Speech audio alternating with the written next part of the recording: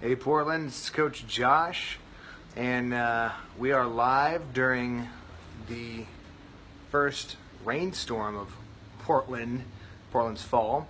Today we're going to be talking about nutrition and how to eat, what to eat, how much of that to eat, demystify some things, and hopefully answer some questions. I'm working from a list here from questions I've already received, and hopefully we'll clear some things up. If you pop up onto the, hey, how's it going? If you pop up onto the feed and you have a question, just type it in and I'll answer it at the end of the Q&A session. Awesome. So, first of all, like the title, I'm eating and I'm training and I'm not feeling good. I'm not burning fat. I'm not building muscle. What's going on? What is happening? And, it's like everybody knows the statistics are on the rise. Diabetes, heart disease, neurodegenerative diseases, cancer, people getting these diseases younger and younger. And you definitely can't train your way out of some of these issues. And that pains me to say because I'm a coach, I'm a trainer. Like, I love strength training, love lift heavy and sprint. It's awesome, it makes you feel good, and it does make you feel good. But even though you need that stimulation, that training to help you build muscle and boost your metabolism, I mean, training does so many wonderful things to the brain, to the body, rewires, gives you more neuroplasticity, makes you better able to learn and put you in a better mood. It's one of the best antidepressants, but it can't truly change your body unless you change your nutrition. So unless you change your diet and your lifestyle. And what does that mean? I'm going to quote a couple of people here. Michael Pollan has several great books on food. One of his last books, Food Rules, right? Eat food, not too much, mostly plants. And that pretty much covers the what do you eat and what do you not eat, how much of it, and the composition of your meals, like what the actual food choices should be. And I'm going to help break that down a little bit in this video because it's a complex topic that a lot of people often make even more complex with their answers. So I'll try to get some clear on that. But love Michael Pollan, love his work, and he gives us a great blueprint to follow.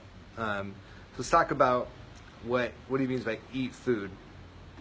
Now, in his book, he says, don't eat anything your grandmother wouldn't recognize as food. Now, that's a little bit of aged advice because my grandmother would recognize quite a bit of things as food that are not great for you or not going to help your metabolism or help you feel good and help build the body that you want. So I like this advice that I got from the book Born to Run by Christopher McDougall. And in it, he quotes somebody as saying, eat like a poor person. So, and when he says that, he doesn't mean like eat like a poor person in America. He says eat like a poor person in the second or the third world.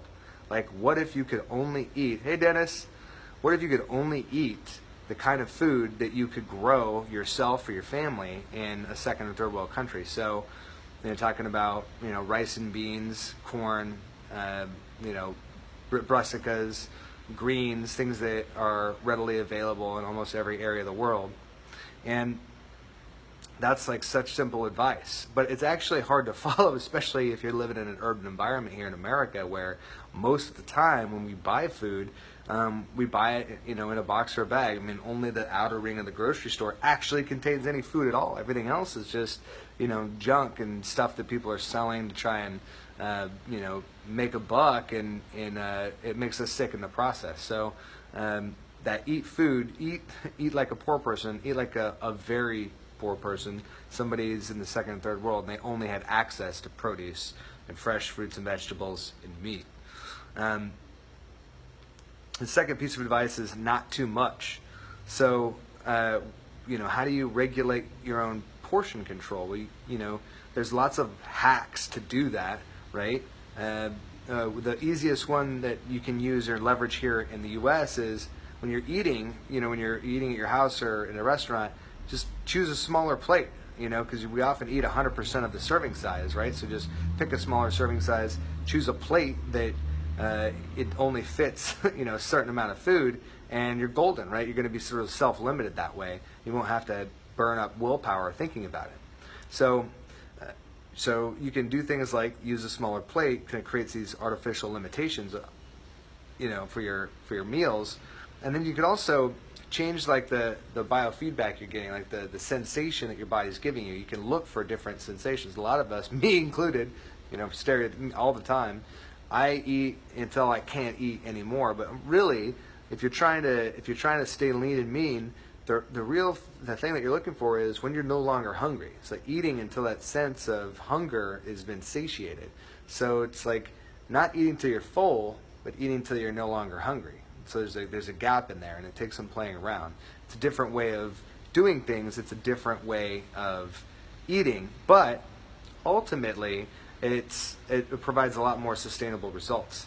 And the third way you can really dial in your portion control is by pre-measuring everything. So if you're a batch cooker like I am, if you prep your meals in advance, what you can do is you just get 2 cups of vegetables in that meal. You get 4 ounces of protein. You measure a palm of protein. Okay, good. I've selected it, and then you prep everything side by side so that you're able to predetermine what you're actually going to eat. And then you eat 100% of exactly what you need, and you don't have to stress about what you're doing from meal to meal because you've already pre-decided. So it's one way to reduce some stress for your week and to ensure that you're actually getting the right things in every time. So there you go. Those are ways that you can make it easy or simple to not eat too much. So we got eat food, mostly eat food, not too much, mostly plants. And the eat food we covered, the not too much we just covered, and then the mostly plants. It's simple. So what should your actual meals look like? And I'll post some images below this video so you can check out some visuals on that.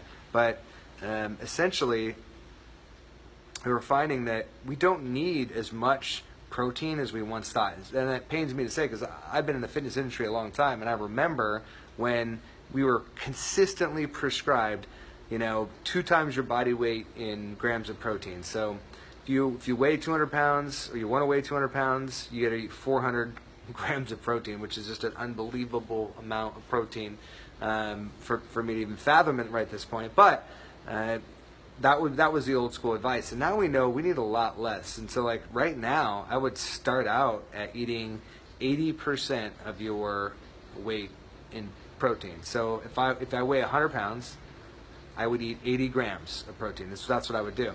And if I weighed 150 pounds, then I would eat 120 grams, or just increasing like that same margin. So just about 80% of your body weight is what you want to eat in protein on a day-to-day basis. And what that really translates to is, for most of us, a palm of protein per meal is about right. If you're a large male, maybe 2 palms of protein per meal would be about right. But that's going to be between 20 and 40 grams of protein per serving, or per meal. And that is going to put you in the strike zone for where you need to be. And everything else on your plate should just be plants. You're talking about healthy fats from avocados and nuts. You could put in a nice olive oil based dressing, and you have brassicas and cruciferous vegetables is like the majority of salad greens, things that you eat that are high in fiber, tons of nutrients, tons of antioxidants, make you feel great, and that is the composition of a very kind of well organized meal. So those are some really simple strategies to stick to that eating food, not too much, mostly plants, that Michael Pollan again rolled out a long time ago and was able to give us some guideposts. And I got a lot more detail than that I'll post some images of your plates, your plate and what it should look like in those different scenarios. And obviously, if you're vegetarian or vegan, that's gonna change the composition a little bit, but it's not a big deal. The rules mostly apply to all of us. So that is awesome. See here, some other things I wanted to talk about. Oh yeah, servings of vegetables, right? So a cup of greens is a serving. A cup of broccoli or cruciferous vegetables is 2 servings. So that way you can keep easy track of how many servings per day, and you're shooting for 5 servings per day.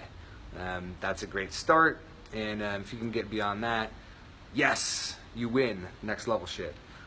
But palm of protein, cup of greens, or cup of cruciferous vegetables, 2 cups of greens, and you're off to the races. And thumbs of fat.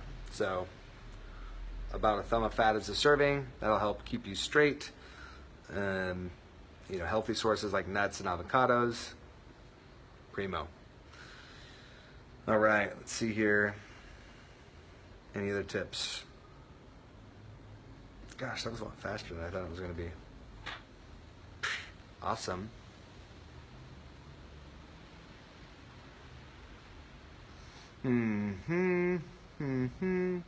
No other questions. I am going to then drink a very strong cup of tea. I'll hang out here for a second to see what is happening. How do I interact with people?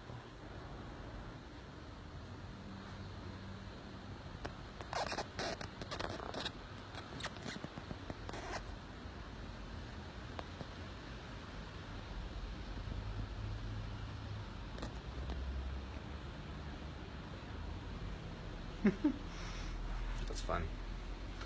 All right. Awesome. Well, we are going to post this video to the page, and then we'll put it on YouTube. And if you have any further questions, go ahead and kick it to us, and we'll get back at you lickety-split. Until next time, this is Coach Josh, training for Warriors Portland, helping you bring out the warrior within.